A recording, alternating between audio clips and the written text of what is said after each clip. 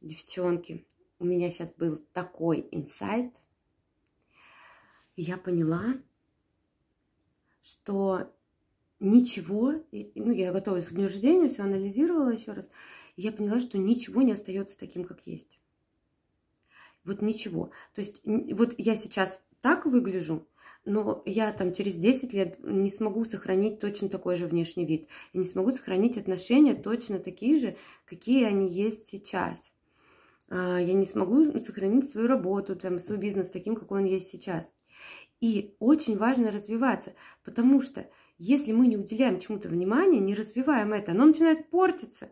Если мы не уделяем внимания своему телу, своей внешности, мы выглядим хуже. Не уделяем внимания отношениям, отношения становятся хуже. Не уделяем внимания своему бизнесу, работе, там становятся дела хуже. И прикиньте, и только развиваясь, уделяя этому внимание, мы можем улучшать ситуацию, а не ухудшать.